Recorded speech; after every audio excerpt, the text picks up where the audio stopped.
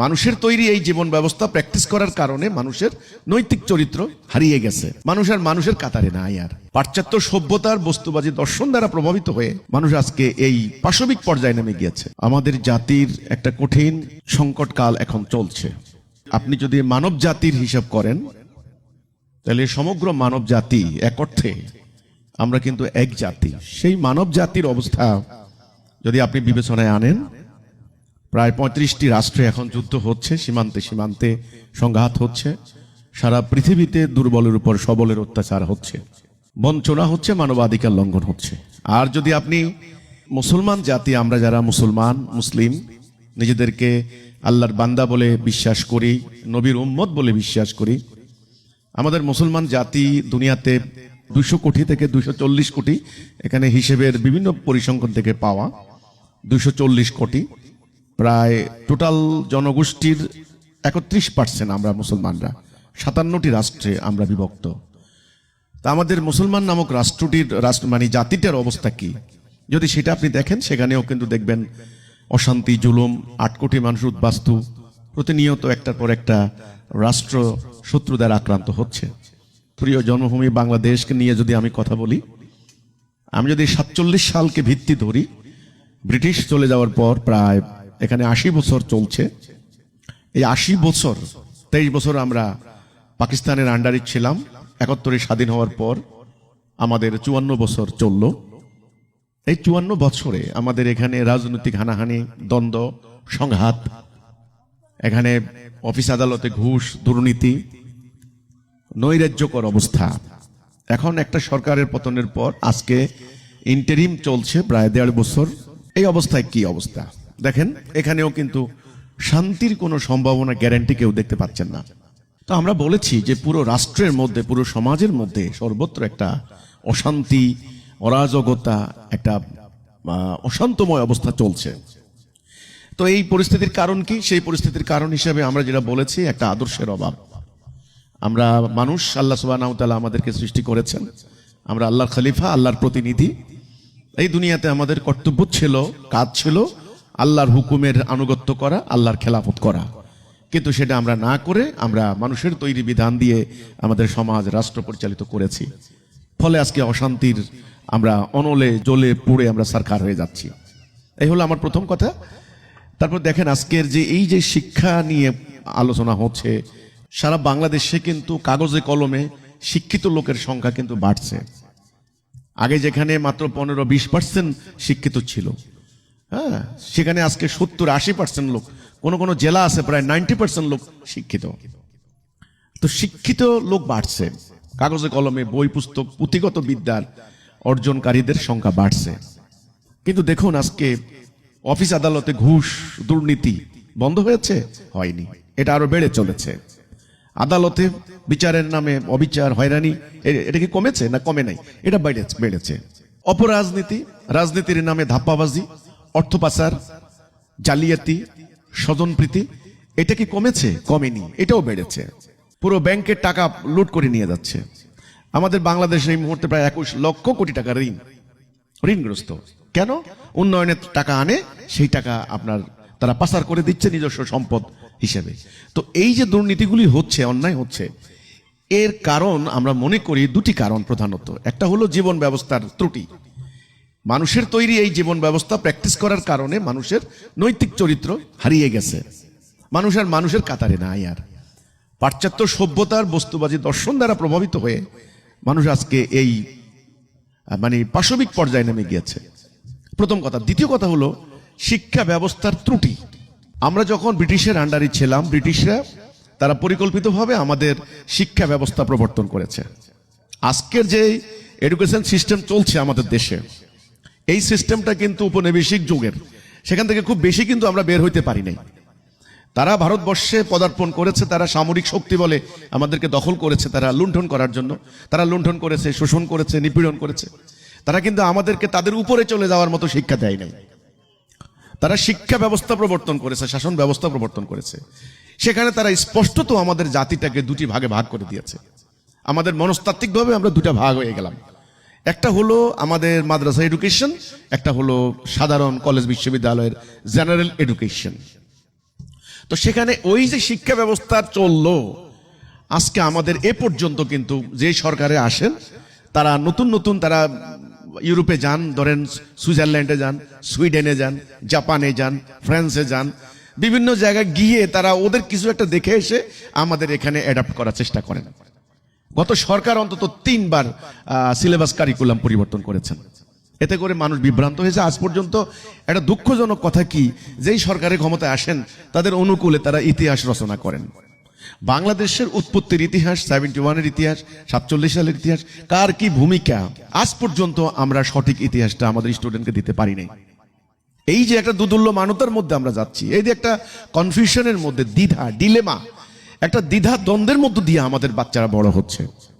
এমনিতে তো নীতি নৈতিকতা নাই, কারণ মনের ভিতরে আল্লাহর উপস্থিতি না থাকলে যা হয়। আর অন্যদিকে জাতির সম্পর্কে একটা কমপ্লেক্সের মধ্যে আমরা আছি, যে কারণে ভক্তি, সম্মান, ইজ্জত মানে কিছু নাই। গত ধরেন 10 বছর আগে যে মানুষটাকে আমাদের মিডিয়া, আমাদের সরকার বা রাজনৈতিক দল মহামানব বলে প্রচার চালিয়েছেন, 10 বছর পরে সেই মানুষটাকে আবার শয়তান মানে যাচ্ছে তাই হিসেবে চালাচ্ছে। যেই কারণে আসলে কোনো মানে আমাদের কোনো স্থায়ী সুনির্দিষ্ট ডিসাইডেড কোনো ফ্যাক্টর আজ পর্যন্ত আমরা করতে পারিনি। এই শিক্ষা ব্যবস্থার ত্রুটিটা কিন্তু ওই ঔপনিবেশিক যুগ থেকেই শুরু হয়েছে। তারা আমাদের মেরুদণ্ড সোজা করে যেন আমরা দাঁড়াইতে না পারি, সেই জন্য আমাদের শিক্ষা ব্যবস্থা ওই ব্যবস্থা রাখেনি। তো আমরা এই বাস্তবতা অনুধাবন করে যখন জাতির শিক্ষিত লোকের নৈতিক অধপতন চূড়ান্ত আকার ধারণ করেছে, তাদের প্রযুক্তিবিদ্যা নাই, তাদের ভাষা জ্ঞান একেবারেই মানে এত দুর্বল যেটা আন্তর্জাতিক মান স্পর্শ করতে পারে না, আল্লাহ রাসূলের প্রতি তাকওয়া তো নাই, সেটা তো বাদ দিলাম। মানব সমাজে বাস করার জন্য ন্যূনতম যে সভ্যতা, ভব্যতা, শৃঙ্খলা, ঐক্য, সহযোগিতা, সহমর্মিতা, দয়া, মায়া, করুণা, সেগুলো পর্যন্ত আজকে গায়েব হয়ে গিয়েছে।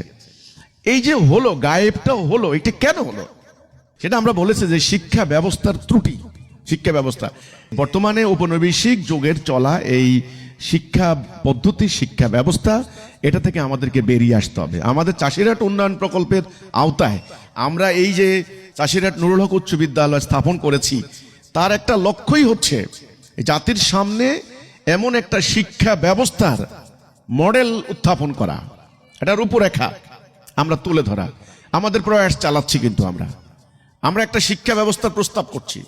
আমরা বলেছি যে এই যে নানামুখী শিক্ষা ব্যবস্থার কারণে জাতিকে নানান দিকে ডাইরেকশন দেওয়া হচ্ছে, তারা ডাইরেক্টেড হচ্ছে নানানভাবে। একমুখী শিক্ষা ব্যবস্থা দরকার আছে। জাতির লক্ষ্য কি, উদ্দেশ্য কি, জাতি কি হাসিল করতে চায়, এই ধরনের শিক্ষা ব্যবস্থার প্রস্তাব আমরা করেছি। আমরা বলেছি এই অত্র অঞ্চলের মানুষগুলি আমরা বাই বর্ন আমরা বিশ্বাস করি যে আমরা মুসলিম, আমরা আল্লাহ বিশ্বাস করি, রাসূল বিশ্বাস করি, আমরা পরকালে জান্নাতে যেতে চাই, আমরা জান্নাত জাহান্নাম বিশ্বাস করি, আমাদের নবী করিম সাল্লাল্লাহু আলাইহি সাল্লাম আমাদের আখিরি নবী, শেষ নবী, আমরা ওনার উম্মত। কাজেই উম্মতে মুহাম্মদী হিসাবে, আল্লাহর বান্দা হিসাবে, মুসলমান হিসাবে, মুমিন হিসাবে, আল্লাহর কোরআনের প্রতি বিশ্বাসী হিসাবে আমাদের শিক্ষা ব্যবস্থা হতে হবে এইরকম। আমাদের শিক্ষার ভিত্তিটাই হতে হবে আল্লাহর হুকুমের উপর ভিত্তি করা। এখন আমার স্টুডেন্টরা যদি কলেজ বিশ্ববিদ্যালয়ে লেখাপড়া করে যদি নাস্তিক হয়ে বের হয়, এর থেকে বড় দুঃখের কথা আর কিছু হতে পারে না। ঠিক আছে, আর কষ্টের কথা হতে পারে না। দাদা মানে হজ করে এসেছেন হাজী সাহেব, দেখা যাচ্ছে নাতি এখন নাস্তিক, মানে বিশ্ববিদ্যালয়ে পড়ালেখা করার পর। এটা কেন? এটা শিক্ষা ব্যবস্থার ত্রুটি। আমরা বলেছি আমাদের শিক্ষা ব্যবস্থার মূল ভিত্তিটা এখান থেকে আগে রচিত হতে হবে। এর ভিত্তি হবে আল্লাহর বিধান, আল্লাহর হুকুম, তাওহীদ। এই আল্লাহর বিধানটা কেন করব? আমাদের শিক্ষিত লোকের ভেতরে যখন আল্লাহর উপস্থিতি গণ্য হবে, আল্লাহর কাছে জবাবদিহি করার একটা প্রেরণা, একটা ভয় অথবা একটা তাকওয়ার মনোভাব সৃষ্টি হবে, তখন অফিস আদালতে সে চুরি ঘুষ খাবে না, হ্যাঁ, মিথ্যা মামলা দিবে না, অন্যায় করবে না, মিথ্যা মানে না খেয়ে থাকলেও সে ঘুষ খাবে না। বৃদ্ধ পিতা মাতাকে সে বৃদ্ধাশ্রমে রেখে সে বুক বিলাসে, জঘন্য বুক বিলাসে লিপ্ত হবে না, অর্থাৎ অমানুষ হবে না, সোজা কথা। তো এই কথাটা আমরা বলেছি যে নৈতিক শিক্ষা যদি দিতে হয়, তাহলে নৈতিকতার ভিত্তি, নৈতিকতার উৎস হচ্ছেন আল্লাহ রাব্বুল আলামিন।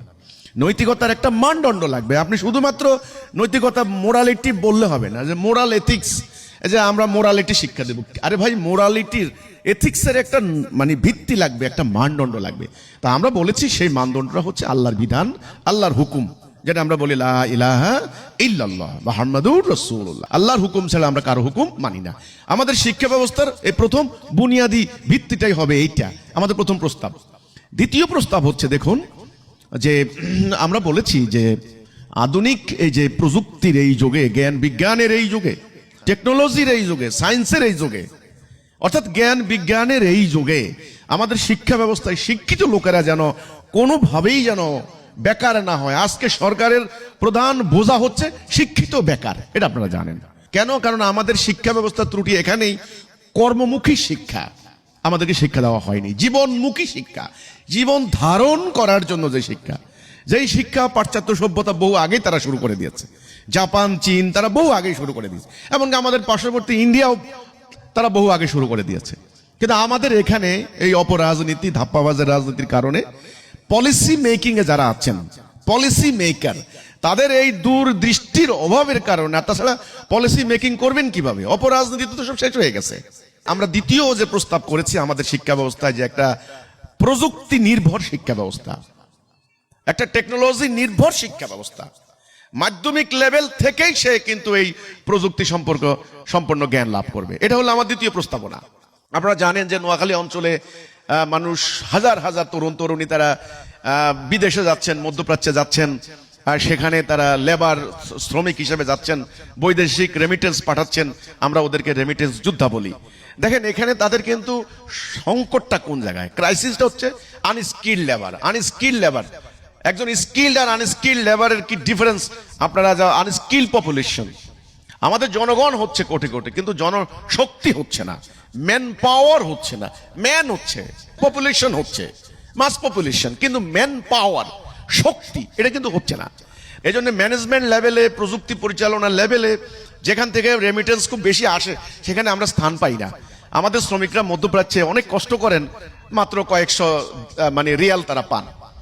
তো এই জন্য আমাদের পরিকল্পনা হচ্ছে আমরা প্রযুক্তি নির্ভর, বিজ্ঞান নির্ভর একটা শিক্ষা ব্যবস্থার আমরা প্রস্তাব করেছি। আমরা সে প্র্যাকটিসটা এখানে করছি। 3 নাম্বার, আমাদের ভাষা জ্ঞান খুব গুরুত্বপূর্ণ। আমরা বলেছি 3টা ল্যাঙ্গুয়েজ আমাদেরকে অবিসম্ভাবী রূপে রপ্ত করতে হবে। আমাদের বাচ্চাদেরকে শুরু থেকেই তাদের বুনিয়াদিভাবে শিক্ষা দিয়ে দিতে হবে। মোটামুটি এখন যে পরিশ্রমগুলি ইংরেজির উপর দেওয়া হচ্ছে, ইংরেজি শেখার জন্য ইংরেজি কথাবার্তা বলছে, ডায়ালগ করছে, ইংরেজির জন্য প্রয়োজনে আলাদা করে তারা অনলাইনে ভর্তি করাচ্ছে, লক্ষ কোটি টাকা খরচ করছে ইংরেজি শেখার জন্য।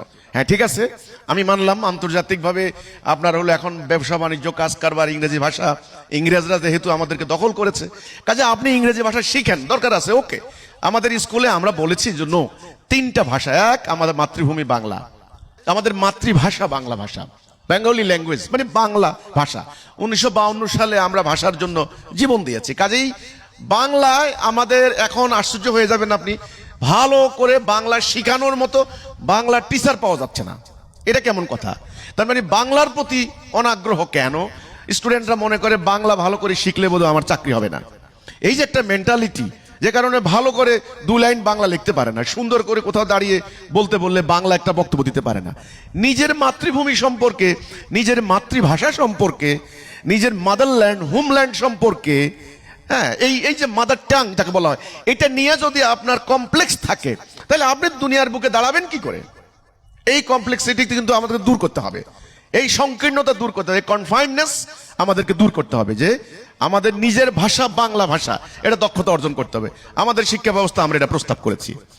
এরপরে আমরা আরেকটা ভাষার প্রস্তাব করেছি, আরবি ভাষা। দেখেন আমাদের পবিত্র কোরআন নাজিল হয়েছে আরবিতে, হাদিস গ্রন্থগুলো আসছে আরবিতে, আমাদের নবী করিম সাল্লাল্লাহু আলাইহি সাল্লাম আরব দেশের মানুষ, তিনি আরবিতে কথা বলেছেন। কাজেই আমরা মুসলমানরা পবিত্র কোরআনের ভাষা আমাদেরকে একেবারে শিখতে হবে। আমাদের দোয়া কালাম, আমাদের দৈনন্দিন যে সমস্ত আমল আখলাকগুলি, আমাদের অধিকাংশই আরবি কথার উপরে, আরবি বাক্যের উপরে। তো আমি যেই দোয়াটা পড়লাম, আমি যেই সূরাটা পড়লাম, এটার মিনিংটা যদি আমি না জানি তাহলে কেমনে হবে? তো সেজন্য আমি বলি, আমি যে দোয়া পড়বো, যে সূরাটা পড়বো, সেটার মানে যদি আমি বুঝতে পারি, তাহলে এটা আমি আমল করতেও আমার জন্য স্বাচ্ছন্দ্যে আমি আমল করতে পারবো। আমি কি পড়ছি, কি বলছি এবং কি করছি, এটা আমি কিন্তু একটা সামঞ্জস্য বিধান করতে পারবো। সেজন্য আমি বলেছি, আমরা যাতে মুসলিম, আমরা তো আর খ্রিস্টান না, অন্য ধর্মের না, হিন্দু না, আমরা মুসলিম। যেহেতু অ্যাজ এ মুসলিম এটা আমাদের একটা ডিমান্ড যে আমাদের কোরআনের ভাষা, হাদিসের ভাষা। আমরা দৈনন্দিন ধর্মীয় জীবনযাপন, দিনই জীবনযাপন করতে হলে আমাদেরকে সূরা কারাত, বিভিন্ন আমল আখলাক ইত্যাদি নিয়ে আমাদেরকে চলতে হয়। আমাদের ধর্মীয় জীবন আমাদের মানে মূল জীবন। কাজে আমাদেরকে আরবি ভাষা সম্পর্কে আমাদের শিক্ষা গ্রহণ করা বাধ্যতামূলক। সেজন্য আমি বলেছি আমাদের শিক্ষা ব্যবস্থায় 3টি ভাষা সাইমেলটেনিয়াসলি এট এ টাইম শিক্ষা দেওয়ার জন্য হাই স্কুল লেভেলে বুনিয়াদী শিক্ষা। 1 আমার নিজের মাতৃভূমি বাংলা, 2 আন্তর্জাতিক ভাষা এখন আপনার ইংরেজি, 3 আমি যেহেতু মুসলিম আমাকে ধর্মীয় জীবনযাপন করে চলতে হয়, কাজে আমাকে আরবীয় শিক্ষা গ্রহণ করতে হবে। তাইলে বাংলা, ইংরেজি, আরবি এই 3টা ভাষার উপরে মোটামুটি আমাদের বাচ্চাদেরকে প্রাথমিক ধারণা দেওয়ার জন্য আমাদের শিক্ষা ব্যবস্থায় আমরা প্রস্তাব করেছি। তা আমাদের চাষিরহাট নুরুল হক উচ্চ বিদ্যালয়ের স্টুডেন্টদেরকে আমরা কিন্তু বিনা পয়সায় কোরআন শরীফ এবং তাদের মাসলা মাসাইল সূরা কারাতগুলি আমরা শিখার ব্যবস্থা করছি। আমাদের ইংরেজি শিক্ষক যেমন আছেন, আমাদের একজন আরবির শিক্ষকও আছেন, তিনি মানে মাদ্রাসা থেকে ডিগ্রি নেওয়া। কাজেই আমাদের শিক্ষা ব্যবস্থার প্রস্তাবনা এই ভাষা সম্পর্কে তাকে যথাযথ জ্ঞান অর্জন করতে হবে। কারণ আজকালকার যে জ্ঞান বিজ্ঞানের বই, এটা কিন্তু ভাষার উপরে নির্ভরশীল। আপনি ইংরেজি না জানলে জ্ঞান বিজ্ঞানের বই সম্পর্কে ধারণা পাবেন না। 1 নাম্বার, প্রথম শিক্ষা ব্যবস্থার আমরা এমন একটা প্রস্তাব করছি, একমুখী শিক্ষা ব্যবস্থা, যেই শিক্ষা ব্যবস্থার প্রথম বুনিয়াদী ভিত্তি হবে আল্লাহর হুকুমের উপর ভিত্তি করা। 2 নাম্বার হলো প্রযুক্তি নির্ভর জ্ঞান বিজ্ঞান। এই প্রযুক্তির এই যুগে প্রযুক্তি ছাড়া সামনে চলা যাবে না। এখন তো আর্টিফিশিয়াল ইন্টেলিজেন্সের যুগ। কোথায় তারা চলে গেছে আপনি দেখেন, আমেরিকাতে 10 জন বড় বড় ধনী যাদের অর্থের পরিমাণ আপনারা কল্পনা করতে পারবেন না, ট্রিলিয়ন ট্রিলিয়ন ডলার। 1000 বিলিয়নে 1 ট্রিলিয়ন, খেলাখেলি না কিন্তু। 10 লক্ষ ডলারে 1 মিলিয়ন। আর আমাদের ওদের এক ডলার মানে আমাদের 122 টাকা। সাংঘাতিক ব্যাপার। আপনার ট্রিলিয়ন ট্রিলিয়ন ডলারের মালিক তারা, আমেরিকার, ইংল্যান্ডের। তারা হচ্ছে এই যে প্রযুক্তি ব্যবসায়ী, প্রযুক্তির মালিক। গুগল, মেটা, তারপর এই যে ফেসবুক, এই যে এই ব্যাপারগুলি। কাজেই আমি যে কথাটা বলার চেষ্টা করছি যে প্রযুক্তি নির্ভর। 3 নম্বরে আমাদের ভাষা অভিজ্ঞতা লাগবে। তো এই নিয়ে আমরা আমাদের শিক্ষা ব্যবস্থার প্রস্তাব করছি এবং আমরা বলতে চাই যে বাচ্চাদের উপরে বেশি মাত্রায় বইয়ের চাপ না দিয়ে বাস্তবিক প্র্যাকটিক্যাল লাইফের মতো তাকে পড়ার জন্য তাকে তার এনভায়রনমেন্ট ক্রিয়েট করতে হবে। এবং একটা স্কুল খালি একটা কতগুলো রুম নিয়ে কবুতরের খোপের মতো, মুরগির মানে খাসার মতো স্কুল নয়। স্কুলের একটা মাঠ দরকার, স্কুলের একটা গাছপালা আবহাওয়া দরকার, তাদের একটা ছায়া সুনিবিড় একটা পরিবেশ দরকার, সামনে একটা পুকুর দরকার। তো এই জন্য খেলাধুলার খুব প্রয়োজন। আমাদের প্রস্তাবিত শিক্ষা ব্যবস্থা আমরা 2টা জিনিস রেখেছি এক্সট্রা ক্যারিকুলার অ্যাক্টিভিটিস হিসাবে। 1 নাম্বার সাংস্কৃতিক কার্যক্রম, কালচারাল অ্যাক্টিভিটিস, এটা খুবই জরুরি। আজকে আমাদের স্টুডেন্টরা আপনার হলো ডিভাইস আসক্তিতে তারা বুঁদ হয়ে যাচ্ছে, হিংস্র হচ্ছে, নিষ্ঠুর হচ্ছে। দেখেন আগে কলেজ বিশ্ববিদ্যালয়ে কোনো কারণে স্টুডেন্টরা মারামারি করলে সেখানে তারা ঘুষাঘুষি করতো, একজন নাক ফাটতো, এইটুকু। কিন্তু আজকে দেখা যাচ্ছে কি পিস্তল গুলি করে মেরে ফেলছে, কুপিয়ে মেরে ফেলছে। মানে নিষ্ঠুরতা, হিংস্রতা, ভয়াবহতা। অর্থাৎ ক্যাম্পাসগুলিতে ভ্রাতৃত্বের পরিবর্তে শত্রুতা বিরাজ করছে, সহযোগিতার পরিবর্তে স্বার্থপরতা বিরাজ করছে, ভ্রাতৃত্বের পরিবর্তে শত্রুতা বিরাজ করছে। এই পরিবেশ থেকে মুক্ত করার জন্য আমরা বলেছি যে আমাদের শিক্ষা ব্যবস্থায় আমূল পরিবর্তনের মধ্যে এই পরিবর্তনটা আনতে হবে যে আমাদের স্টুডেন্টদেরকে বুনিয়াদী শিক্ষার মধ্যেই এগুলা ঢুকিয়ে দিতে হবে, তারা যেন এই শিক্ষাটা অর্জন করতে পারে। যে সেটা হলো কি, তারা 10 বাপের 10 সন্তান, তারা একটা ক্যাম্পাসে এসেছে, তারা এখানে ভ্রাতৃত্বপূর্ণ পরিবেশে তারা লেখাপড়া করবে, শিক্ষার পরিবেশ বিরাজ করবে। তো আমাদের এই যে প্রস্তাবিত শিক্ষা ব্যবস্থায় আমরা সেগুলা করেছি। সাংস্কৃতিক অনুষ্ঠানের কথাটা আমি যেটা বললাম, কালচারাল অ্যাক্টিভিটিস। এখন কালচার বলতে এখানে পশ্চিমা সংস্কৃতির আগ্রাসনে আমাদের অবস্থা খারাপ। আপনি দেখেন ফেসবুক, ইউটিউব, সোশ্যাল মিডিয়া, এখানে কিন্তু অবস্থা খুবই খারাপ। এখানে অশ্লীলতা, বেহায়াপনা চরম আকার ধারণ করেছে। বাচ্চারা ম্যাচিউরড হয়ে যাচ্ছে অল্প বয়সে, এটাকে বলে বাংলায় ইস্ত্রে পাকা। তারা কিন্তু ওভার ম্যাচিউরড হয়ে যাচ্ছে। একটা মানুষ যখন বিবাহিত জীবনের যে অভিজ্ঞতা, একটা বাচ্চা 8 বছর 9 বছরে সে অভিজ্ঞতা অর্জন করছে সোশ্যাল মিডিয়ার মাধ্যমে। তো এটা থেকে তাদেরকে ফিরাইতে হলে এক্সট্রা কারিকুলার অ্যাক্টিভিটিস লাগবে। 2টা জিনিস, 1 কালচারাল অ্যাক্টিভিটি। এখন এই কালচারাল অ্যাক্টিভিটি করতে হলে সেটা কি, সেটা আমার ধর্মীয় আপনার চিন্তা ভাবনা, আমি মুসলিম, আমি কোরআনকে বিশ্বাস করি, আল্লাহকে বিশ্বাস করি, আমার ইসলামের সংস্কৃতি কি আছে, আমার দেশের চিরায়ত বাংলার সংস্কৃতি কি আছে, যেটা আমাদের পূর্বপুরুষরা যে সংস্কৃতি ধারণ করতেন, আমাদের কৃষক শ্রমিক জনতা যে জিনিসটা স্বাচ্ছন্দ্য বোধ করেন, অর্থাৎ শালীন সভ্য ডিসিপ্লিন, যেটা মনের মধ্যে বিনোদন দেবে এবং আমার মধ্যে একটা শিক্ষামূলক একটা মেসেজ থাকবে, এই ধরনের সংস্কৃতি আমি মনে করি দরকার। আজকে সংস্কৃতির নামে অপসংস্কৃতি হচ্ছে, আজকে বৈদেশিক সাংস্কৃতিক মানে আগ্রাসনে আমাদের দেশীয় সংস্কৃতি কিন্তু গায়েব হয়ে গেছে। তাই এক নম্বরে আমরা বলি যে কালচারাল অ্যাক্টিভিটিস, আমাদের এই চাষিরহাট নুরুল হক উচ্চ বিদ্যালয়ে আমরা কালচারাল অ্যাক্টিভিটিসের ক্ষেত্রে আমি বারবার বলে দিয়েছি, তোমাদের সংস্কৃতির নামে যেন কোনো অশ্লীলতা বেহায়াপনা ইত্যাদি যেন না হয়। 2 নম্বরে খেলাধুলা, এই খেলাধুলার জন্য লাগবে হলো পর্যাপ্ত মাঠ, ফিল্ড, প্লেয়িং ফিল্ড যদি না থাকে খেলোয়াড়রা খেলবে কোথায়? ছোট বাচ্চারা খেলতে আসতে পারে না, বড়রা ক্রিকেট খেলে, একটা ক্রিকেট বল পড়লে কিন্তু মাথার মগজ উড়ে যেতে পারে, একটা বল পড়লে কিন্তু বাচ্চার বুকে পড়লে সে মারা যেতে পারে। এই জন্য বাচ্চাদের জন্য খেলার ব্যবস্থা, মেয়েদের জন্য খেলার, আমরা দেখেছি আমাদের গ্রাম বাংলার একটা মানে পরিবেশ, এটা কিন্তু দীর্ঘদিন থেকে কনজারভেটিভ ফ্যামিলি, আমাদের নোয়াখালী অঞ্চলের মানুষ এমনিতেই একটু কনজারভেটিভ মাইন্ডের, হ্যাঁ একটু কনজারভেটিভ মাইন্ডের। এখানে মেয়েদের মাঠে খেলাধুলা করার কোনো পরিবেশ নেই, কোনো সুযোগ নেই, যে কারণে মেয়েরা শুধু বেচারিরা বাড়িতেই বসে থাকে। ওই এখন তো ফেসবুক ইউটিউব, আমি তো বললামই, এলে নিয়ে বুধ হয়ে মাদক যেমন একটা মানুষকে ধ্বংস করে দেয়, তেমনি আজকে এই ফেসবুকের মধ্যে মাদকের থেকেও খারাপ অবস্থা হয়ে গিয়েছে। এই জন্য লাগবে খেলাধুলা। আমি বলি স্কুল থেকে একেবারে মানে প্লে গ্রুপ থেকে বিশ্ববিদ্যালয় পর্যন্ত প্রত্যেকটা শিক্ষা প্রতিষ্ঠানের সামনে খেলাধুলার জন্য মানে খেলার মাঠ, প্লে গ্রাউন্ড থাকা বাধ্যতামূলক আমি মনে করি। সরকার অনুমোদন দেওয়ার ক্ষেত্রে এগুলি ফলো করেন, কিন্তু আমরা সেটা ফলো করতে রাজি না। এই জন্য আমার কথা হলো খেলাধুলার জন্য মাঠ লাগবে, সবাই যেন স্বাচ্ছন্দ্যে খেলাধুলা করতে পারে সেটার পরিবেশ সৃষ্টি করতে হবে। তবে তার যে মানসিক প্রশান্তি, তার শারীরিক বৃদ্ধি, শরীরের যে ফিটনেস, এগুলা কায়েম হবে। তখন সে আগামী দিনের সুনাগরিক হিসেবে, সুঠাম দেহধারী হিসেবে, সুস্থ মস্তিষ্ক সম্পন্ন নাগরিক হিসেবে সে বিশ্বের দরবারে মাথা উঁচু করে দাঁড়াতে পারবে। এই হলো আমার কথাটা। কাজে আমাদের প্রস্তাবিত শিক্ষা ব্যবস্থায় আমি সরকারের কাছে এই দাবি করেছি যে চলমান বিদ্যমান যে ব্যবস্থা দিয়ে আমাদের রাষ্ট্র চলছে এটাকে পরিবর্তন করতে হবে। চলমান বিদ্যমান যে শিক্ষা কাঠামো চলছে, ঔপনিবেশিক যুগের, ব্রিটিশ আমলের যুগের এই শিক্ষা ব্যবস্থা অচল, অকার্যকর প্রমাণিত হয়েছে। এই ব্যবস্থা থেকে বেরিয়ে এসে শিক্ষিত লোকেরা দেশ বিক্রি করে দিচ্ছেন, অপরাজনীতি করছেন, ঘুষ খাচ্ছেন, বৃদ্ধ পিতা মাতাকে বৃদ্ধাশ্রমে পাঠিয়ে দিচ্ছেন। এমন আপনার বিশৃঙ্খল লোক হচ্ছে, স্বার্থপর হচ্ছে, আত্মকেন্দ্রিক হচ্ছে। এই শিক্ষা প্রতিষ্ঠান থেকে বেরিয়ে এসে অনেক লোক আল্লাহ রসুলকে গালি দিচ্ছে, নাস্তিক হচ্ছে, ইসলাম সম্পর্কে একটা নেতিবাচক ধারণা তারা পাচ্ছে। কাজে এই শিক্ষা ব্যবস্থা আমাদের দেশের উপযুক্ত নয়, এই শিক্ষা ব্যবস্থা মুসলমানদের জন্য উপযুক্ত নয়।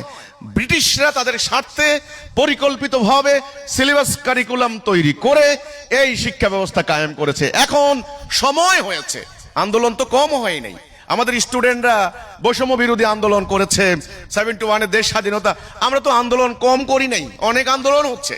এবার আপনারা, আমার প্রস্তাব থাকবে, স্বনির্বন্ধ অনুরোধ থাকবে, একটা শিক্ষা ব্যবস্থার আমি প্রস্তাব করেছি। জাতীয় প্রেস ক্লাব থেকে শুরু করে বাংলাদেশের বিভিন্ন গুরুত্বপূর্ণ প্রেস ক্লাবে আমার প্রস্তাবিত শিক্ষা ব্যবস্থার রূপরেখাটা আমি তুলে ধরেছি।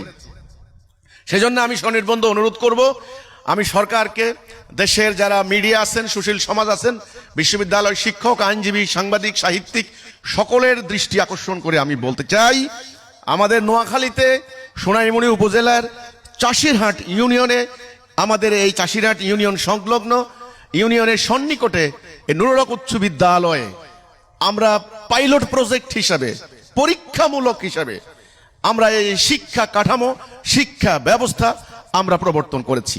করোনার পর থেকে সময় খুব বেশি একটা পাইনি, আমাদের স্টুডেন্ট স্বল্পতার সত্ত্বেও ইতোমধ্যেই অনেক অভিভাবক আমাদের শিক্ষা ব্যবস্থায় তাদের ঈর্ষণীয় সাফল্য দেখে, শিক্ষায়, সংস্কৃতিতে, খেলাধুলায়, জেলা উপজেলা লেভেলে তাদের সাফল্য দেখে তারা আগ্রহী হচ্ছেন। অনেক অভিভাবক তাদের সন্তানদেরকে আমাদের এখানে পড়াচ্ছেন। তা আমরা ইতোমধ্যেই আমরা প্রমাণিত হয়েছে, আমরা প্রমাণ পেয়েছি আমাদের স্টুডেন্টরা নৈতিকতা, যে নৈতিকতার অভাব, ধস নেমেছে আজকে, নৈতিকতায় তারা সমৃদ্ধ হচ্ছেন, তারা দেশপ্রেমের চেতনায় উদ্বুদ্ধ হচ্ছেন। আমরা এ পর্যন্ত যতটুকু মাত্র 5 বছর এখনো আমাদের স্টুডেন্টরা বিভিন্ন কলেজ বিশ্ববিদ্যালয়ে অধ্যয়ন করছেন, তারা সুযোগ পেয়েছেন। আগামী দিন অল্প দিনের ভিতরে তারা দেশের সেবায়, মানবতার সেবায় তারা নিয়োজিত হবেন। তখন দেখবেন নুরুল হক উচ্চ বিদ্যালয়ের এই শিক্ষার্থীদের এই শিক্ষার প্রেরণা আমরা কি দিয়েছি। বৃক্ষ তোমার নাম কি, ফলেই পরিচয়। আমি যদি মাকাল ফলের বীজ লাগাই তাহলে মাকাল ফল ধরবে, আর আমি যদি আপনার হলো কমলার বীজ লাগাই, তাহলে আমি যদি ফজলি আমের বীজ লাগাই তাহলে ফজলি আম ধরবে নির্দিষ্ট টাইম পরে। তাহলে ইনশাআল্লাহ আগামী দিন প্রমাণিত হবে আমরা যে শিক্ষা ব্যবস্থা প্রস্তাব করেছি, এই শিক্ষা ব্যবস্থা আধুনিক চাহিদাকে পূরণ করবে, আধুনিক জ্ঞান বিজ্ঞান প্রযুক্তিকে মাথায় রেখে এবং আধুনিক মানুষের চিন্তা ভাবনাকে মাথায় নিয়ে এবং আল্লাহর হুকুমের আনুগত্য করে। যেহেতু আমি একটা মুসলিম, আমি আল্লাহর বিধান মানতে হচ্ছে, এইটাকে নিয়ে আর আমার ভাষা সাহিত্য এবং এক্সট্রা কারিকুলার অ্যাক্টিভিটিস, যেটা শিল্প সাহিত্য সংস্কৃতি ক্রীড়া বিনোদন ইত্যাদি সামগ্রিকভাবে ছেলে এবং মেয়ে, আমাদের এখানে কিন্তু নারী পুরুষের কোনো ডিসক্রিমিনেশন নাই, কোনো বৈষম্য নাই। এখানে আপনারা জানেন যে বর্তমান সারা বিশ্বে কিংবা ভারতে হোক আর কি বাংলাদেশে এখনো জেন্ডার মানে ডিসক্রিমিনেশন মারাত্মক।